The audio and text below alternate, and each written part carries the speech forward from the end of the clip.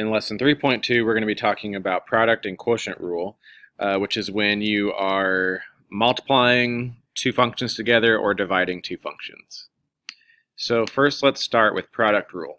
If we are taking the derivative of two functions being multiplied, you will leave the first function alone, that's why it just says f, and you will multiply by derivative of the second function. Plus, you'll leave then the second function alone, no derivative, times derivative of the first function.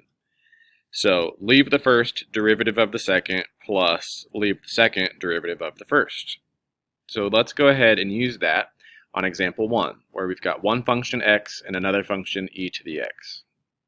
So I am going to go ahead and write the formula so you can see what we're doing.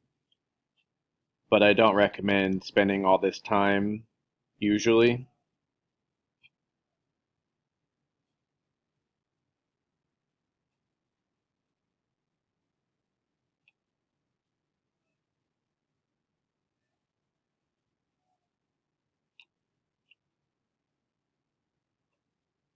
Okay, so basically what I'm saying is my f function is going to be x, and my g function is going to be e to the x. So you have to determine what your two functions are going to be.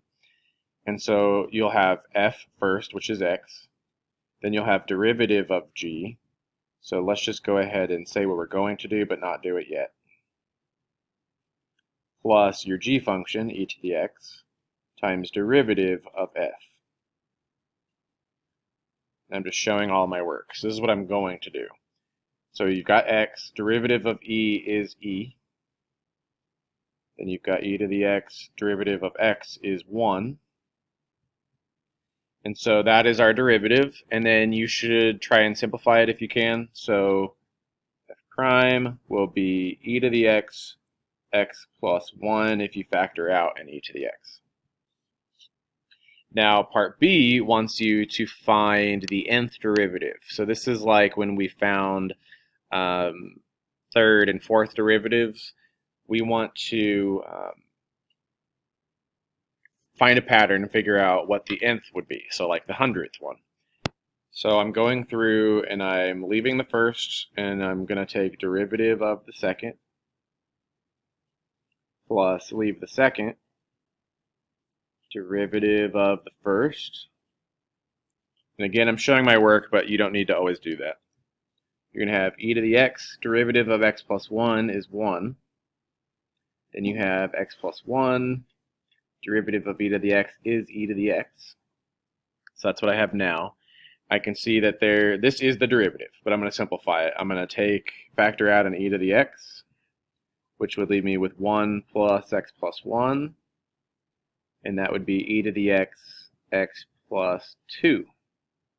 That's my second derivative. Let's do one more. I think you can already see the pattern, but let's just do one more to make sure. So I'm going to leave the first, derivative of the second, plus the second, derivative of the first. So it'll be e to the x, derivative of x is 1, derivative of 2 is 0, so just 1. Leave x plus 2, derivative of e to the x is e to the x. That's our derivative, but factor out your e to the x. You're left with a 1 plus x plus 2, which is e to the x, x plus 3. So we can see that we're always going to have an e to the x in front. And whatever our derivative is, the first derivative has a plus 1, second derivative has a plus 2, third derivative has a plus 3. So our rule for the nth derivative would be e to the x, x plus n. So that is the nth derivative. Example 2, we've got a product here. We've got one function, which is the square root of t, and then we've got another function, a plus bt. And so you're going to use product rule. Go ahead and see if you can try it on your own, and then check with me. So what I would do is start by rewriting your square root t as t to the 1/2 before you do your derivative. And so these are your two functions that you're going to be finding the derivative of. So when you look at it, you can see that we are leaving the first one, and then we're taking derivative of the first one. And then you've got your second one. You do derivative of the second one, and then you leave the second one if you're having trouble visualizing it. So we leave t to the 1/2, and then we take derivative of a, which is a constant, so you get 0. And then derivative of bt will just be b. Then you leave your a plus bt. And then derivative of your t squared, you bring the 1/2 in front, take 1 away from 1/2, which is negative 1/2.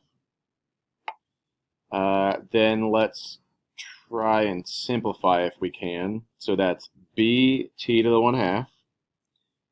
Distribute that, and we have plus 1/2 a t to the negative 1/2. Plus, that would be b over 2. So if I put these t's together, I have an exponent of 1 and an exponent of negative 1/2. When you multiply t's, you add their exponents, so you're going to have t to the positive 1/2 now, which means these are the same variable, and you can add their coefficients.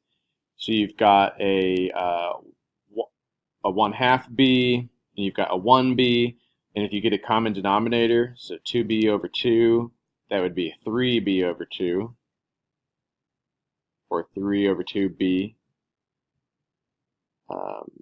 t to the 1/2.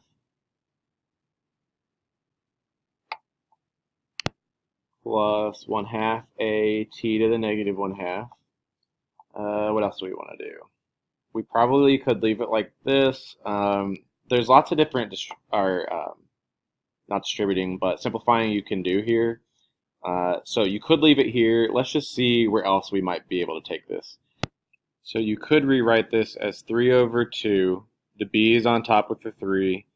This t is a square root of t, so you can change it into a square root. You've got 1 over 2. A is a positive exponent, so it's on top. This t is a negative exponent, so it's on the bottom and square root. If I get a common denominator, I would multiply each of these by radical t. So that's going to give me 3b. Radical t times radical t is just t.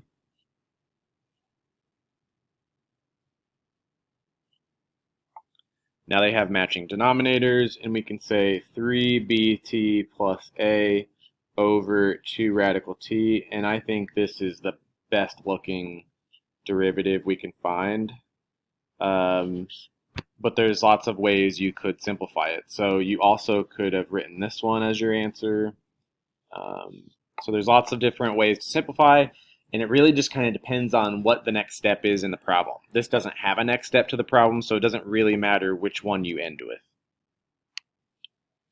In example 3, you've got function radical x, and then you've got another function which we don't know called g of x. And they give you information you need in order to find the derivative. So look at what they're asking you to find. They want you to find derivative of f, which happens to be a product. And once you find it, they want you to plug 4 in to find a number answer.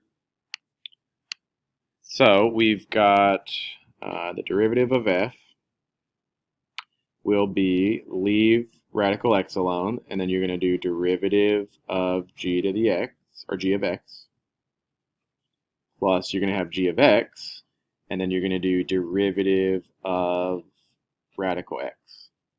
Remember, radical x is x to the 1/2. So we're going to have, let's go ahead and change that. Derivative of g will have g prime. Derivative of radical x is going to be 1/2 x to the negative 1/2. Now, I would go ahead and make those radicals again.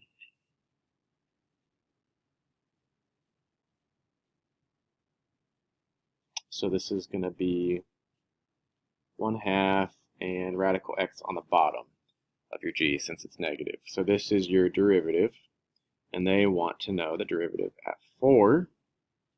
So you plug 4 in for everything.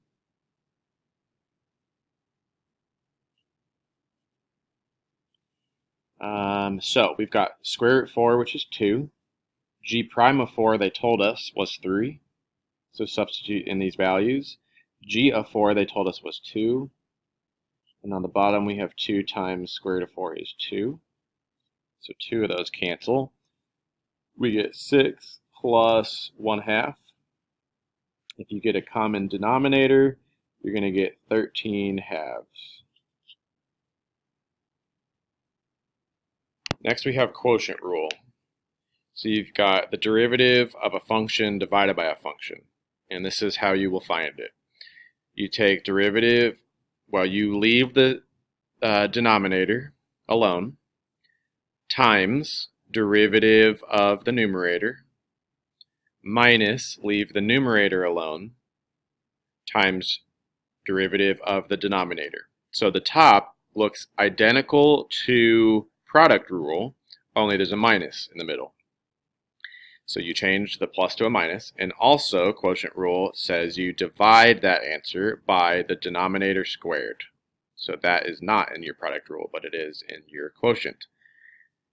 What people will say, a way to remember it, is since this is the bottom, you call it low, and since that's the top, you call it high, and you'll say low d high minus high d low square the bottom, and away we go. So it should rhyme, and that's how you can remember your quotient rule.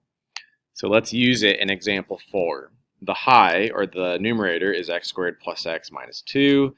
Your denominator, or the low, is your x cubed plus 6, and we're going to use the quotient rule to solve it. So this is how I would set it up. I've got the high is x squared plus x minus 2. The low is x cubed plus 6. And so you've got low d high minus high d low square the bottom, and away we go. So that's how you should always have your quotient rule set up. Now let's go through and do the derivatives.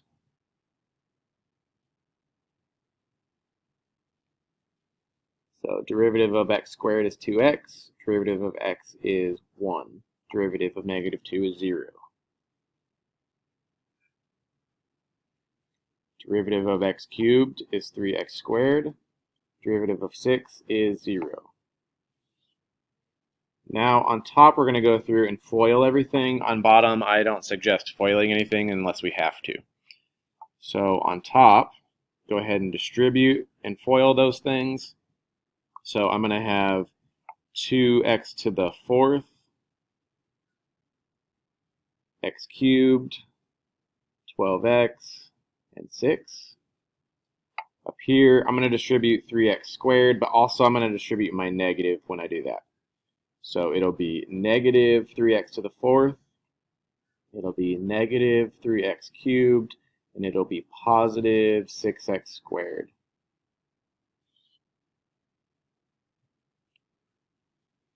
Alright, then combine like terms. You've got negative 1x to the 4th. Then you've got negative 2x cubed. Positive 6x squared. 12x and 6 all over x cubed plus 6 all squared. And I would just go ahead and leave it like that.